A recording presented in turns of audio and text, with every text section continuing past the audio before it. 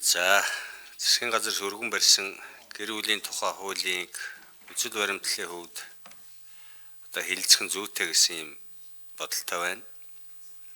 Энэ гэр бүлийн асуудал, хүүхдийн асуудал, гэр бүлийн харилцаатай холбоотой асуудал бол энэ Монгол улсын үндэсний аюулгүй байдалтай холбоотой ийм одоо эмзэг чухал ийм асуудал байгаа гэж ойлгож байгаа.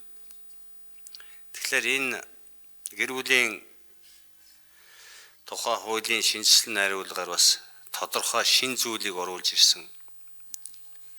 Энэ цаг үетэйгээ зохицсон юм зохицуулт хийхийг бас олон талаас нь ирмэлцсэн ийм одоо энэ хууль болсон байна гэсэн ийм бодолтой байна. Ингээд хууль санаачлагчаас нэг 2-3 зүйлийг одоо тодруулах ийм одоо саналтай байна. За энэ хуулинд одоо энэ гэр бүлээ цуслуулсны дараа хүүхдийн одоо асуудал түүнчлэн энэ хүүхдэд одоо тэтгэмж өгдөггүй энэ иргэдийн асуудлыг ямар одоо байдлаар зохицуулсан бэ? Ялангуяа энэ үүрэг хариуцлагыг одоо биелүүлэх талаар ямар шин одоо зохицуултыг оруулж ирж байна.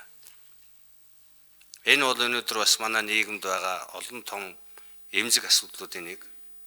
Гэр бүл саллтын улмаас хүүхэд одоо өнчирдэг. Тэр хүүхдийн хүмүүжил амьдралын орчин өсөлт одоо гээл олон зүйл дээр тэр эцэг эхчүүд бол үүрэг хариуцлага биелүүлдэг. Тэр шүүхээр одоо гаргасан тэр шийдвэрийн дагуу тэтгэмжээ төлбөрөө төлдөг, зайлс хийдэг. Нэ ялангуяа төр дал басж байгаа ч хүмүүст ийм асуудал байдаг шүү дээ. Энэ дэр ирнэ ямар асуудал байна гэдэг нэг ийм ойлголт байна. За энд нэг эрүүгийн хариуцлагыг одоо бас хүлээлгэх ийм асуудлуудыг оруулж ирсэн байна. Энэ ямар зүйл дээр эрүүгийн хариуцлага хүлээлгэх гэдгийг одоо тодорхой бас ярих шаардлагатай байна. За дээр нь энэ гадаад улсын иргэдэд хүүхэд өршлүүлэх асуудлыг бас энэ хуулиар хөндөж оруулж ирсэн. За гадаад улсын иргэдэд одоо хүүхдээ өршлүүлэх асуудал энэ хуулиар зохицуулт юм байна. Тэр цаашид гарах үр дагаврын тухай энд ямар зохицуулт оруулах вэ? Ямар бодлого байна? Бид бол одоо энэ олон асуудлыг өнөөдөр яриад байгаа шүү дээ. Одоо Монгол улс ийм асуудал Монгол иргэний тухайч байдаг юм шиг байгаа юм. Ялангуяа энэ гадаад орнуудад одоо ингээд тэр хүүхд өршүүлээд тэр хүүхдийг өршлөх хугацаанд ямар үр дагавар хүлээж байгаа.